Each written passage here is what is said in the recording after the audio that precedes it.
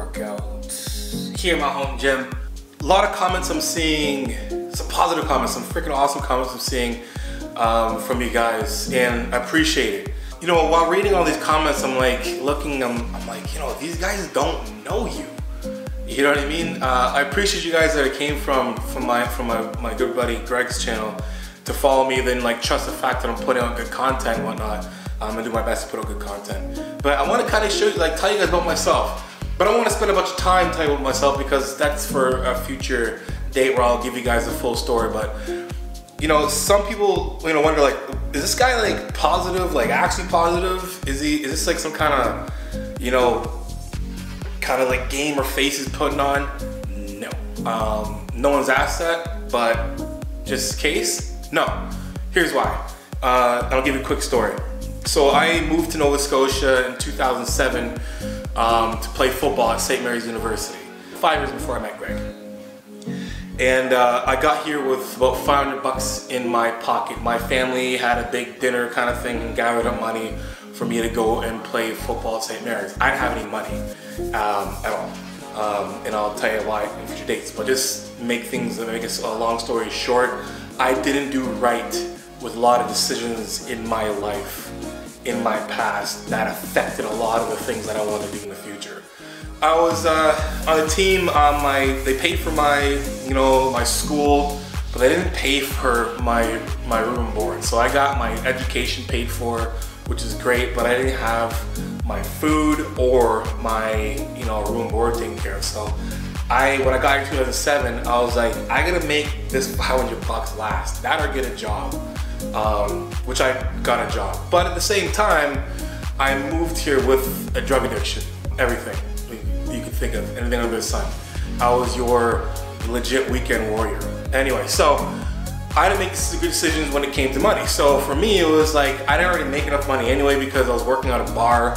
So I was making like, you know, security money while trying to pay for rent, buy food, and, you know, sustain a drug addiction because that was my way of coping. I was also one of the guys who, you know, whenever we brought in different players from the States, they would stay at my place because I lived in a place where it would have like maybe like 3 or 4 rooms. One of the coaches are actually our GM, Dave Randall. He passed away, stomach cancer. He was one of the guys who actually helped me out so much. He'd always bring over food for these new players, not knowing I didn't have any money. I legit didn't have any money. I was living like check to check. Like it was every time that something was due, I had to make a decision whether or not I have enough money to pay for rent, which I never had enough money to pay for rent. Have enough money to pay for food. I never had enough money to pay for food, or enough money to pay for drugs. And for that, it was like, I don't know how the heck, but you know, when you have a drug addiction, you find a way to get that done. And I wish I had that kind of motivation to make sure I had rent and everything else paid for, but I didn't make the good decisions. Having said that, some of these players would leave food in the fridge for so long, it would get freezer burnt, then they would throw it out. And they'd be gone. And I would literally, you know, when they'd leave, I would go in the garbage, take it out, I would boil it, you know, cook it, and then I'd keep it for myself. No one knew that. No one was doing that. You know, I would go to school, you know, with this like, you know, with this fake mask, this fake face on, you know, just trying to be normal, you know, hiding a drug addiction, not having any food, eating out of garbage. That was like throughout my university career. And it wasn't until I hit legit hit rock bottom and ran to my school therapy that things started to get better. And that happened like with a year left of my football career and school career. And when that finished, my last year of football, I was sitting on the bench, we were losing the first time we've ever. So my whole football career was going like, basically, I was like, this is done, I'm done playing football, I'll never ever play again. And I sat there and I'm like, what am I gonna do next? Because I just basically been in therapy for a year for drug addiction. And, you know, I got things kind of caught up with me. I was able to, you know, finish my degree. I actually did, I surprisingly did pretty well. And that last day, you know, on the football field, I'm sitting there with a broken finger. So if you guys ever see me like this, my finger's broke. From catching a football, broke, never really healed. Why? Well, basically after the season was finished, I was like, what am I gonna do next? And then I call a couple people up, and there was a couple bodybuilders who were always like, hey man, you should bodybuild. And then, you know, at the time I was like, I'm not freaking bodybuilding, I'm wearing a freaking stupid banana hammock on stage and getting greased up. I'm not doing that stuff, this stuff's gay, whatever, you know what I mean? That was my mindset before. I went right back to those same people. I'm like, hey, when's the next show? And they're like, it's in April 2012. So November 2011, I'm sitting on the bench. The week after, you know, with a broken finger, I'm in the gym training for this bodybuilding show. And that's when everything started to come to life where it is right now. From that day and all the way back to probably my earlier years of my like childhood was one big mess. That is a story that I tell to when I do like speeches and guest speak at schools and, you know, for teams. I tell that story. I tell the story of having, you know, when you get a second chance, it's never gonna be as easy as the first time. It's always gonna be that much harder. And that's what it was for me. After, you know, I lost 5 Division I scholarships. I was a top recruited football player in Canada when I was coming out of high school. I lost absolutely all of it. I have buddies that played in the NFL, and I got to sit on the sideline watching that, really chasing that as much as I could to try and get there. And that's really what led me to Nova Scotia. Was like, this was my last chance to play football. And I got here when I was 24 years old, so I was already an adult student. So in my mind, I was like, I'm gonna be a professional player, I have to. And that was my dream my whole life. And then when that was all finished, I was like, I gotta do something. And bodybuilding was that thing. To think about it, you know, 2010, 2007, 8, 9, 10 were the years that really tried me a lot when I was out here. And to think that in those times I was eating out of garbage, I didn't have food, you know, I had to depend on our student services. You know, there's a lady there, her name was Marlo, and she would give me extra cards to the grocery store so I can get groceries. They're like $20 to $50 cards at a time, but man, that went a long way. Ground beef and rice went a long way. And to think that now to having my own home gym, my own business, you know, being successful where I'm right now and still climbing to be where I want to be. That's why I started this whole thing. That's why I wanted to show everybody that, you know, whatever's going on in your life right now, it might seem shitty, it might seem dark, it might seem like this is it, you're not gonna end up anything, you're a failure, what's the point?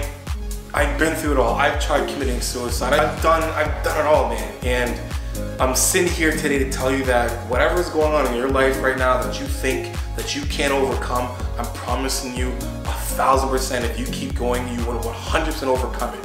There's one thing I love Joe Rogan. I remember hearing him say in one of his podcasts, he was like, be the hero in your own success story. And that resonated so much in my life. Because I'm like, that makes total sense, because your individual life is the only thing that you have 100% control over. You don't have control over anything else in your life, 100%. The only thing that you have 100% control over is you and you alone. Not your girlfriend, not your boyfriend, not your kids, not your coaches, not your teachers, not anybody. You yourself have 100% control over what you do in your life. And you can either make your life something, or you can make your life nothing. You can either take what you have and make the best out of it, or take what you have and not make anything out of it at all. And that's what I'm doing this year. It's not for anything more than just showing the world, like, listen man, there's nothing special about me. There's nothing special about Greg Doucette. There's nothing special about any of these YouTube, Instagram, movie star, athletes. The only difference between those people who are successful and people aren't is a choice. And that's it. It's a choice that you make daily and you commit to over and over and over and over again, that I'm gonna make it, I'm gonna make it. And that was my thing. In the back of my head, when I was a kid, I remember as a kid, I had people in my life I look up to. My uncle is a famous wrestler, Abdul the Butcher. I don't know if you guys are wrestling fans. But yeah, you know, my uncle, Frank Jenkins, was a Cy Young Award winner. My cousin, to me, she sings. Like, I have a lot of people in my life that I've seen become successful. So I've been able to visualize and see people come from kind of nothing to something. And that's a choice that they made. It's like that determination, that ambition, and that commitment to being like, I want to become something or somebody. And that was in my heart from when I was a little kid. I wanted to be a professional athlete when I was, the second I knew how to comprehend what I was actually saying, I wanted to be a professional athlete. That was it. Nothing was gonna stop me. At one point I thought I was gonna be a professional basketball player. I'm 5'7", never gonna happen. But when I found the gym and football, I found like, man, that's the sport. This is it. This makes me feel good. I'm good at this thing, and I recognize that. But then decisions in my life that I made, you know, choices stopped that from happening. I could've, should've, could've, would've. Didn't happen. But the choices that I made, and that determination to be somebody, to be something, somebody with an impact. Now I'm not saying, oh, I want to be somebody, you know, just so I can, you know, just to be somebody. I want to be famous. No, that's not it, man. I want to have impact. I want to impact somebody's life. There's no greater feeling than when I coach an athlete and they reach their goals, and the look in their face when they see their physique change, or they've reached a goal, or they've reached a milestone. That feeling alone is worth more than any. There's no dollar amount you can put on that. You can't put a dollar amount on that. Now, the dollar amount feels good when you get paid to do it, yeah, but I'm not sitting there and be like, yeah, man, she feels good, this money feels good too. It's like, nah, it's like they feel good and I feel good because they got that, and what I've been able to give to them and share to them, they've been able to reach their goals. So, you know, that's the point of me having this channel, having my platforms, my outlets. I remember watching a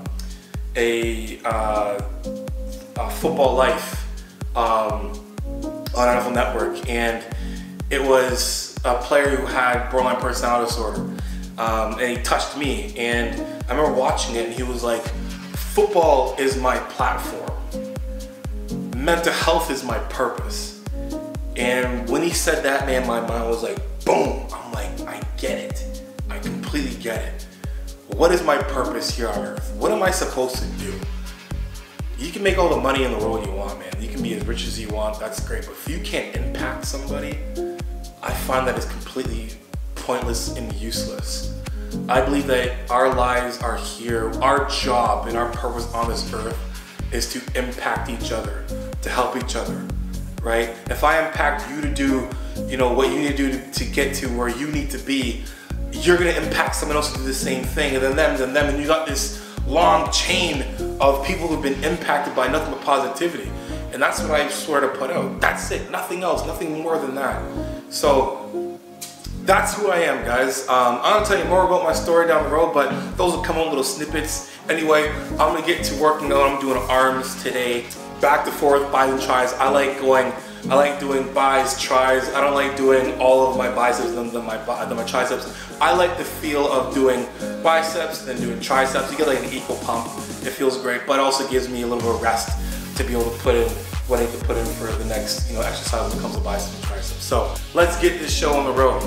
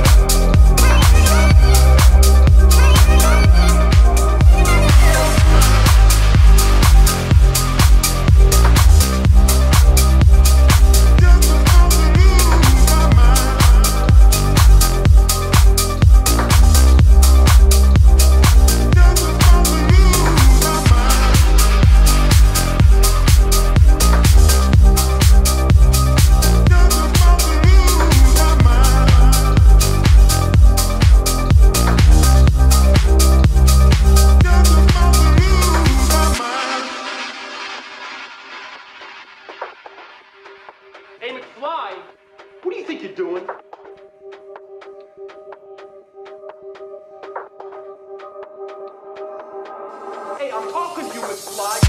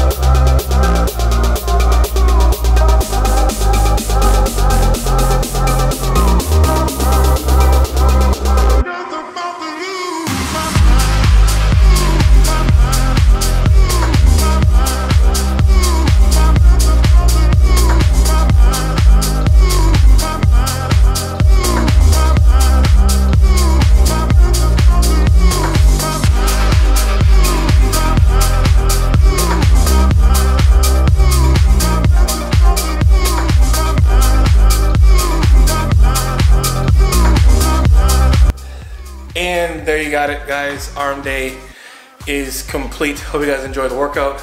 Leave a comment at the bottom, guys. Thank you for commenting already.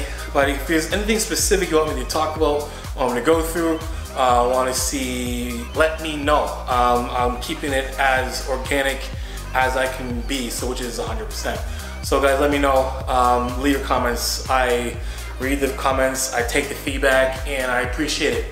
Other than that, guys, thank you for listening to a little bit of my story. Hope maybe some of you guys can relate. You know, maybe someone's out there that can kind of use a little bit of a story like that. Trust me, I got a huge story I'm putting together. You know, to just kind of give people a little bit of hope. I hope that helps them. I hope my story can help somebody's life. And you know, I said it before, I'm not anything special. Your story could probably help somebody's life. You could be in the middle of making your own success story. You could be at the beginning of an unbelievable success story. So keep that in mind. It might seem dark now, but trust me, if you keep going at it, you keep working your butt off, stay committed to whatever you believe in your head, believe that. See it, believe it, become it. I've been saying that for years now. See it, believe it, become it, and keep dream chasing. Peace.